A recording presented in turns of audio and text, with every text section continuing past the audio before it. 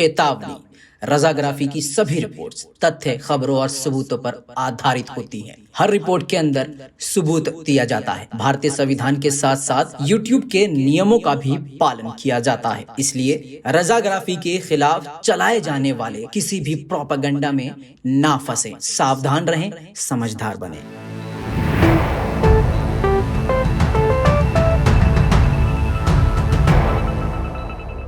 सलाम, नमस्ते, सत श्री अकाल। मैं हूं रजा और आप देख रहे हैं रजाग्राफी।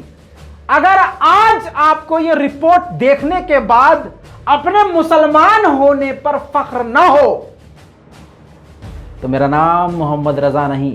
अगर आज इस रिपोर्ट को देखने के बाद आपको फख्र न हो अपने मुसलमान होने पर, अपने ईमान पर फख्र न हो तो रजाग्राफी चैनल को सब्सक्राइब करना बेकार होगा।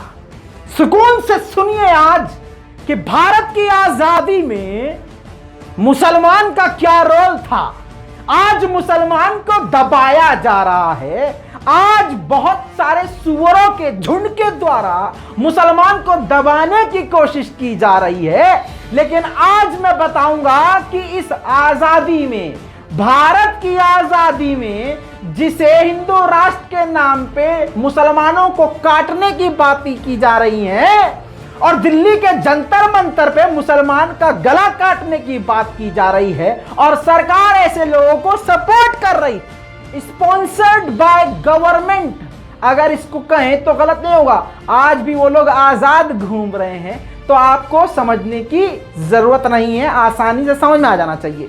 लेकिन आज हम बात करेंगे सिर्फ और सिर्फ भारत की आजादी में मुसलमानों का क्या योगदान था और ऐसी ऐसी बातें बताऊंगा जो हमारे इतिहास से मिटाई गई है, किताबों में छपने नहीं दी गई हैं, भारतीयों को पढ़ाया नहीं गया है, बताया नहीं गया है। लेकिन एक हफ्ते की मेहनत के बाद आज आपके सामने ऐसी रिपोर्ट पेश करूंगा। छाती चौड़ी न हो गई तो रजा नाम नहीं। दोस्तों, औरंगजेब बहुत बदनाम किया गया, उल्टा सीधा बोला गया, सत्ता का भूखा था, ठीक है। लेकिन औरंगजेब के बारे में जो छुपाया गया वो जानिए। यह औरंगजेब वही शख्स है जिसने अंग्रेजों को सबसे पहले भारत छोड़ के जाने को कहा था। सन 1686 में इस मुगल शासक ने पहली बार भारत में, इस मुगल शासक ने अंग्रेजों को भारत से निकलने को कहा, वो भी सूरत में। अगर ना आए यकीन तो गूगलवा कर लेना। मुसलमान था।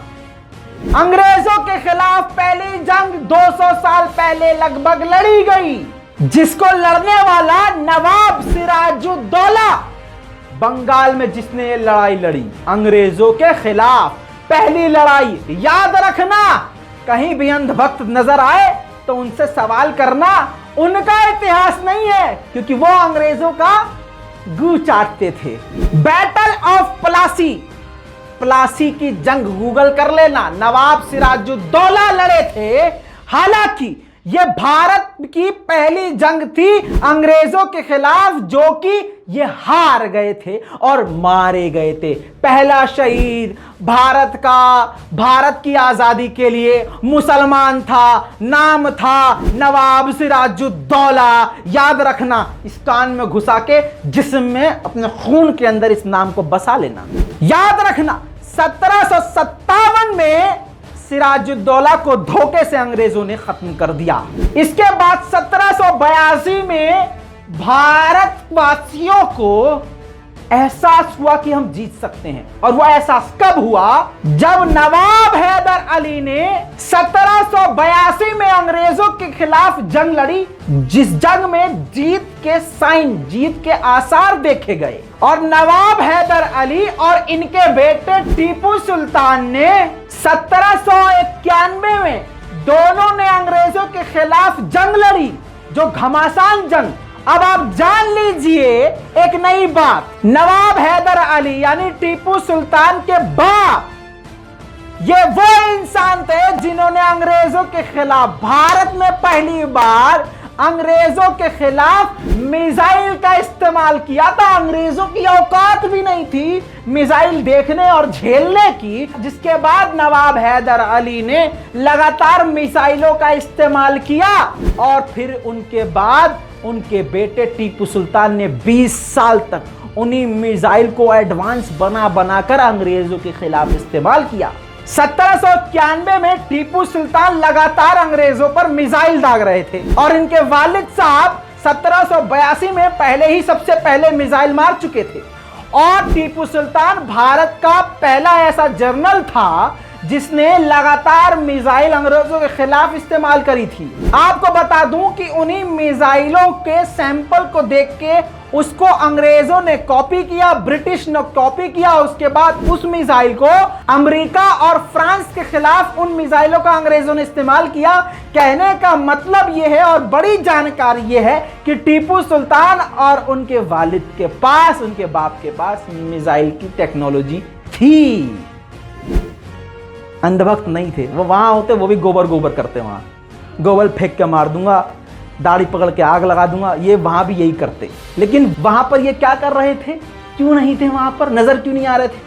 क्योंकि ये अंग्रेजों का गू चाट रहे थे। सुनो, अभी तो बेटा शुरुआत हुई है। 1824 से लेकर 1831 के बीच में एक मुहिम चली अंग्रेजों के खिलाफ, सबसे बड़ी मुहिम, जिसका नाम था मुजाहिद मूवमेंट। जी हां, इसको चलाने वाले सैयद अहमद शहीद थे, जिन्होंने मुजाहिद मूवमेंट चलाया अंग्रेजों के खिलाफ। और उन्होंने अपने 2 साथियों के साथ ये मुजाहिद मूवमेंट चलाया, जिसमें उन्होंने नॉर्थ वेस्ट को अंग्रेजों से, ब्रिटिश से आजाद करवा लिया। और ये सैयद अहमद शहीद जो थे, ये खलीफा नॉमिनेट किए गए थे।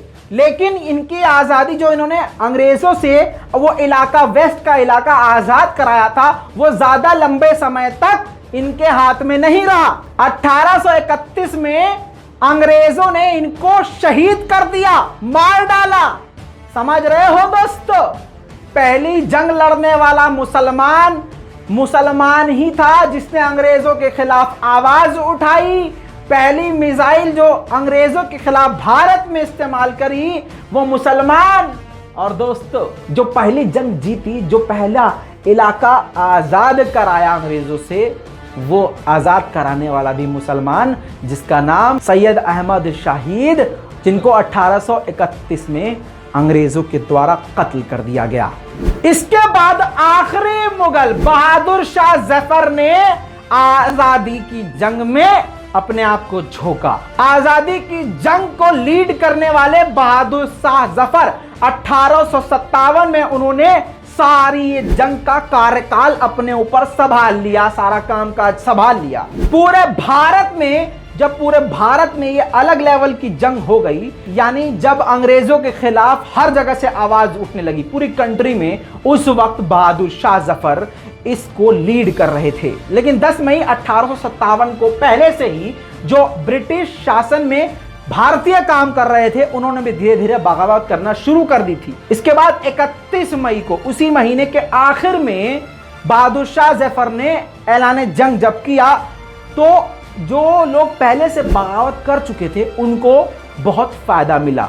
यानी बहादुर शाह जफर और जो बगावत कर रहे थे सरकार के खिलाफ, यानी अंग्रेजों के खिलाफ, उन दोनों को मिलकर काम करने में, आजादी के लिए काम करने में बहुत फायदा हुआ। और उसको लीड करने वाले बहादुर शाह जफर थे। आज मुसलमानों का गला काटने की बातें इसी भारत में की जा रही हैं, जिस भारत की मिट्टी में, जिस देश की मिट्टी में सबसे ज्यादा मुसलमानों का खून है और सबसे पहला खून मुसलमान का है। आपको बता दूं, आज मुल्ला मुल्ला बोल के मौलवियों को बदनाम किया जाता है, मुल्ला कटमुल्ला बोला जाता है। इन आतंकियों के द्वारा मुसलमानों को आतंकवादी कहा जाता है, लेकिन इनकी औकात यही है कि इनका इतिहास नहीं है। मुसलमानों का इतिहास एक और आप जान लीजिए। सन 1857 की क्रांति, अगर आप गूगल पे लिखेंगे तो आपको बहुत सारी जानकारी मिल जाएगी। 1857 की क्रांति में 5 लाख मुसलमानों को मार दिया गया। जी हां, अंग्रेजों के द्वारा 5 लाख मुसलमानों को शहीद किया गया, जिसमें सबसे ज्यादा मौलाना और उलमाए कराम मौजूद थे। यानी सबसे ज्यादा उलमाए दीन सबसे पहले मारे गए। सबसे पहले मरने वाला मुसलमान, सबसे पहले शहादत देने वाला मुसलमान, सबसे ज्यादा मरने वाला, शहीद होने वाला मुसलमान और सबसे ज्यादा आगे रहने वाला अंग्रेजों के खिलाफ मुसलमान। इसी 1857 की क्रांति में जब 5 लाख मुसलमानों को और साथ में 5000 मौलवी उलमाए दीन को कत्ल कर दिया गया, अंग्रेजों के द्वारा शहीद करवा दिया गया, उस 1857 की क्रांति में ग्रैंड ट्रंक रोड से यानी कलकत्ता से दिल्ली तक सड़क के दोनों तरफ जो पेड़ होते हैं, इस ग्रैंड ट्रंक रोड कलकत्ता से लेकर दिल्ली तक कोई भी ऐसा एक पेड़ बाकी नहीं था जिस पेड़ पर मुसलमान यानी उलमाए दीन, उलमा मौलवियों को मारकर ना लटकाया गया हो। 1857 की क्रांति में कलकत्ता से लेकर दिल्ली तक सड़क के दोनों तरफ मुसलमान मौलवियों की जो लाशें लटक रही थीं, आज उन लाशों को छुपाया गया, आपसे छुपाया गया। लेकिन फख्र करो मुसलमानों, डरना छोड़ दो। हमारे पूर्वज अगर उस वक्त डर रहे होते तो आज हमारा मुल्क आजाद नहीं होता। हालांकि आज भाजपा ने फिर से हमारे देश को कैद कर दिया है। भाजपा ने पूरे देश को धीरे धीरे बेच दिया है और अगर सही मायनों में देखा जाए तो अब भारत और भारत के लोग आजाद नहीं है। भारत के उलमाए दीन को ये मुल्ला कतमुल्ला बोल के काटने की बात करते हैं।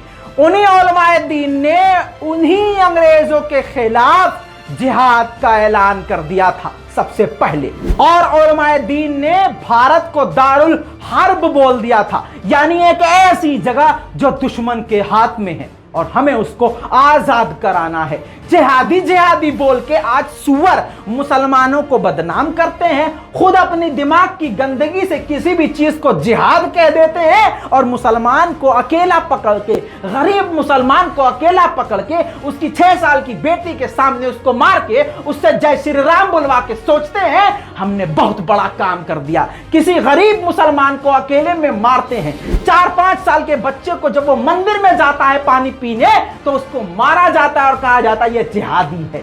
जब मुसलमान कोई भी गलती कर दे तो उसको जिहाद से जोड़ दिया जाता है। और मैं बता दूं कि जिहाद क्या था। यह जिहाद था अंग्रेजों के खिलाफ जिहाद का ऐलान करने वाले उलमाए दीन, जिन्होंने अंग्रेजों के खिलाफ सबसे बड़े जिहाद की घोषणा कर दी थी। इस जिहाद में जब उलमाए दीन और मुसलमानों ने अंग्रेजों के खिलाफ आवाज उठाई और जिहाद का ऐलान किया तो अलीगढ़ मुस्लिम यूनिवर्सिटी में बड़ी बड़ी मीटिंग्स और कॉन्फ्रेंस की जाती थी। 19वीं सदी में अलीगढ़ यूनिवर्सिटी बनाई गई और आपको बता दूं कि ये उलमाए दीन जिन्होंने प्लानिंग करी वो अलीगढ़ यूनिवर्सिटी में प्लानिंग करी अंग्रेजों के खिलाफ। आज नरसिंहा लंड सरस्वती जैसे आतंकवादी अलीगढ़, उसी अलीगढ़ मुस्लिम यूनिवर्सिटी को बम से उड़ाने की बात करते हैं और सरकार ऐसे ही आतंकियों को Z+ security, Y+ security, police ये सब देती है। समझ में आ रहा है आज किसकी सरकार है? सब समझ में आ रहा है। जो उस वक्त अंग्रेजों का गू खाते थे, जो अंग्रेजों की गुलामी करते थे, आज वो बादशाह बन गए हैं। और आज वही कहते हैं ना, इंसान का मिजाज कभी नहीं बदलता। कल उनके पास ताकत नहीं थी तो वो काम वो नहीं कर पाए, आज ताकत आ गई है तो वो सब काम कर रहे हैं जो अंग्रेज कर रहे थे और जो अंग्रेज करना चाह रहे थे। अंग्रेजों के खिलाफ एक और तहरीक चलाई गई जिसका नाम रेशमी रुमाल है।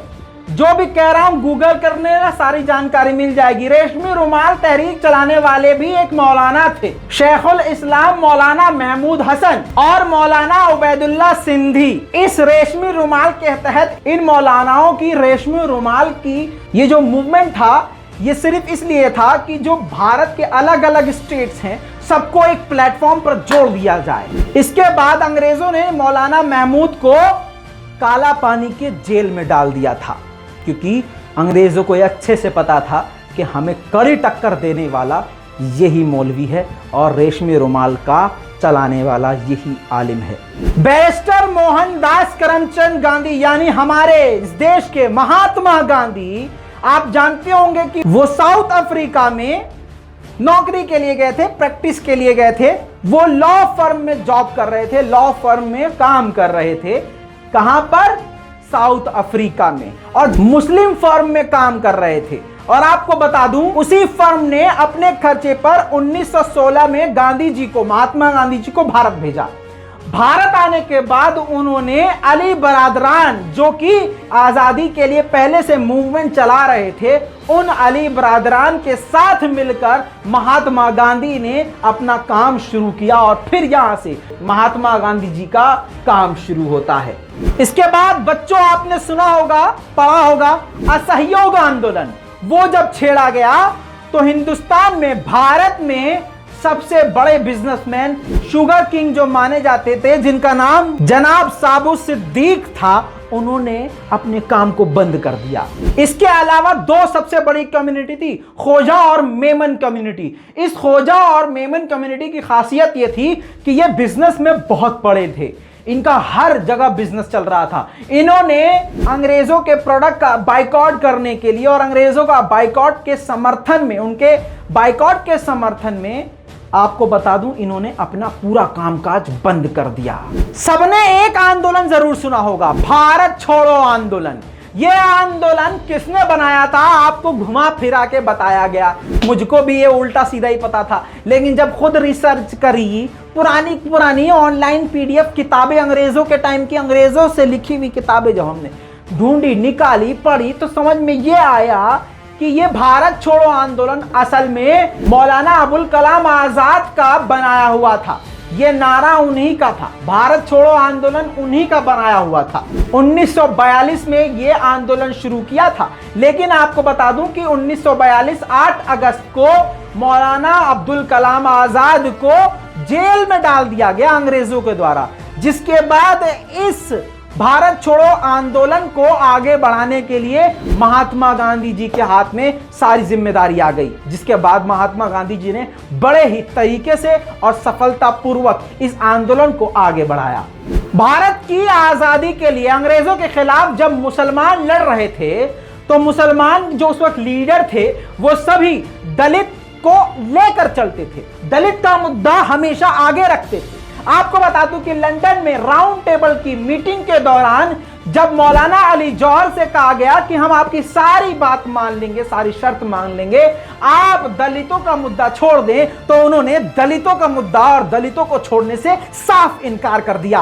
अब 1946 आ गया। 1946 में सेंट्रल इलेक्शन में डॉक्टर BR अंबेडकर जीत नहीं पाए, इलेक्शन हार गए। माननीय अंबेडकर, जिन्होंने हमारे भारत का संविधान लिखा, जिन्होंने भारत को भारत बनाया, वो जीत नहीं पाए। और कौन जीता था? मुस्लिम लोग जीते थे, मुस्लिम नेता जीते थे। उस वक्त बंगाल मुस्लिम लीग ने अपने एक जीते हुए, जो जीत गया था, पब्लिक पोल से जीता था, उसको अपनी सीट से हटाया और वो सीट BR डॉक्टर अंबेडकर को पेश की और कहा कि माननीय, ये आपकी सीट है, आप हमारे साथ काम कीजिए, भारत के लिए काम कीजिए। जर्नलिज्म, भारत में जो पहला जर्नलिज्म शुरू हुआ, सबसे पहला, उसमें जो जर्नलिस्ट सबसे पहले अंग्रेजों के खिलाफ लिख रहा था और अपनी कलम का इस्तेमाल अंग्रेजों के खिलाफ कर रहा था, उनका नाम था मौलाना अबुल कलाम आजाद। और जो पहला जर्नलिस्ट शहीद हुआ अंग्रेजों के द्वारा, अंग्रेजों के खिलाफ लिखने की वजह से, सुनिए वो कौन है? मौलाना बाकर अली।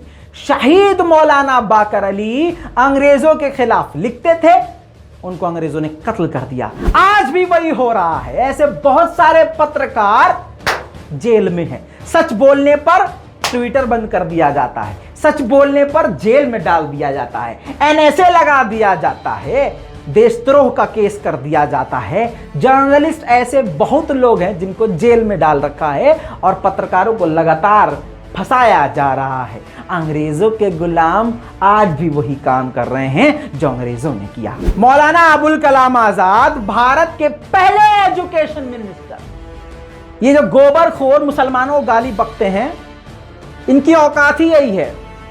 आप सोच के देखिए गाली क्यों बकते हैं, क्योंकि इनको गाली के अलावा कुछ आता ही नहीं है। अरे जिनका इतिहास ही नहीं है वो आपको और हमें गाली ही तो बकेंगे। छाती चौड़ी करके कहो मुसलमानों हम मुसलमान हैं, आज सत्ता में हो, हमें काट दो, मार दो, लेकिन हमारा इतिहास नहीं मिटाया जा सकता। तुम्हारा गंदा इतिहास है और फिर से तुम अपना गंदा इतिहास लिख रहे हो। आने वाले वक्त में फिर से हमारे बच्चे, हमारी औलादें और दुनिया याद करेगी कि एक अंग्रेज थे, फिर आए अंग्रेजों की औलाद, उन्होंने भी जुल्म किया, अंग्रेजों ने भी जुल्म किया, अंग्रेजों की औलाद ने भी जुल्म किया, और उस वक्त भी मुसलमान जीते शहादत देके। और आज भी मुसलमान को तुम कितना भी मार डालो, जीत हमारी होगी, जीत सच्चाई की होगी। ये भारत जितना तुम्हारा है उतना हमारा है। भारत के अंदर भारत का मुसलमान बाई चॉइस है, ऑप्शन था उसके पास उधर निकलने का, नहीं गया। क्यों? क्योंकि भारत उतना ही हमारा भारत है जितना तुम्हारा। अरे तुम्हें तो ग्रीन कलर भी पसंद नहीं है बे, तुम्हें तो ये बस ये पसंद है, तुम्हें तो सफेद भी पसंद नहीं, शांति का रंग भी पसंद नहीं। हरी सब्जियों का बाइकआउट कर दो, हरे रंग का बाइकआउट कर दो, सब कुछ हरा तुम्हें बुरा लगता है। दोस्तों आपको बता दूं, ये तिरंगा, जिस तिरंगे का इस्तेमाल अंधभक्त मुसलमान के खिलाफ करते हैं, कहते हैं ये मुसलमान पाकिस्तानी हैं। अच्छा, ये तिरंगा तुम फहरा रहे हो, इसके बारे में कुछ जानते हो?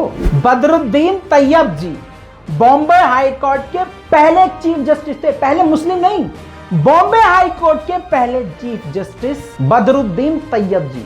हाँ, आ रहा हूं, तिरंगे पे आ रहा हूं। इनकी बीवी सुरैया तैयब जी ने इस झंडे को डिजाइन किया था। सुरैया तैयब जी मुसलमानों याद रखना, क्योंकि तुम खुद पढ़ते लिखते नहीं हो, तुम खुद नींद में हो, डरपोक हो, हैं? अबे 56 इंच का सीना हमारा है, उनका नहीं। अंग्रेजों का गू खाने वाले, तलवे चाटने वाले मुसलमान से ऊपर नहीं हो सकते। मुसलमान का ईमान मूसल जैसा है। यह तिरंगा बनाने वाली महिला मुस्लिम महिला थी, जिनके हस्बैंड भारत के बॉम्बे के पहले चीफ जस्टिस थे। सुरैया तैयब उनकी बीवी, जिन्होंने यह तिरंगा डिजाइन किया था, जिसे 17 जुलाई 1947 को मान्यता दी गई। और सुरैया तैयब जी आईसीएस ऑफिसर थी पीएमओ दफ्तर में। समझ रहे हो मुसलमानों? अपने आप को छोटा मत समझो, शेर हैं हम। एक नाम आपने जरूर सुना होगा, अशफाक उल्लाह खान। ये वो शख्स थे जो हमेशा सबसे ज्यादा ब्रिटिश ट्रेन पर हमला किया करते थे, अंग्रेजों पर हथियारों से हमला किया करते थे। हाँ, और इनके साथी थे राम प्रसाद बिस्मिल।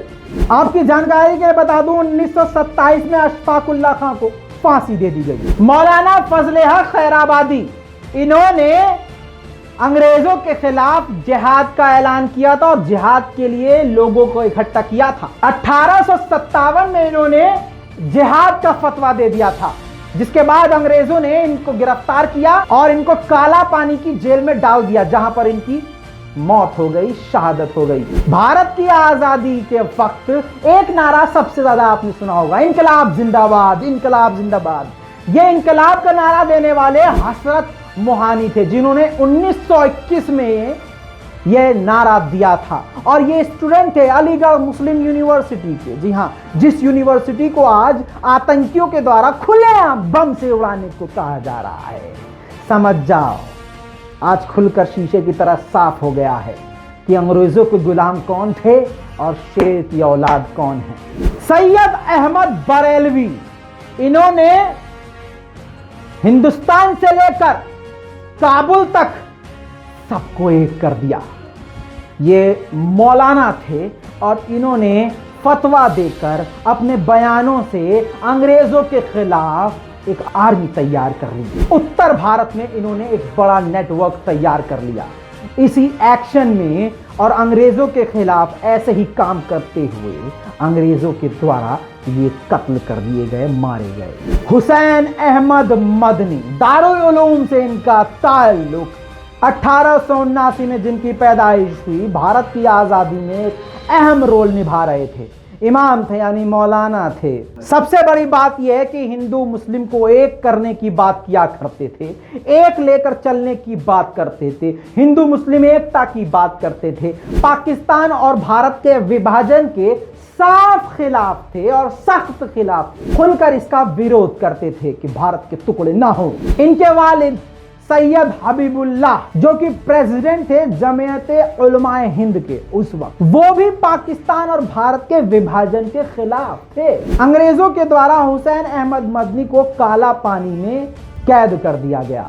दोस्तों, ऐसे बहुत सारे इतिहास हैं मुसलमानों के और आज मुसलमान भारत में डरता है। अरे आज़ादी में, भारत की आज़ादी में सबसे बड़ा हाथ हम मुसलमानों के पूर्वजों का है। यह आज के सुअरों के झुंड का नहीं जो खड़े होके सत्ता की ताकत में इतरा रहे हैं, हाथ में तलवार लेके मुसलमानों को काटने की बात कर रहे हैं। हम क्या हैं ये आज़ाद भारत की ज़मीन बताती है। हम जो आज़ाद हैं, जिनको अब कैद किया जा रहा है, हम बता दें कि असली शेर हम हैं।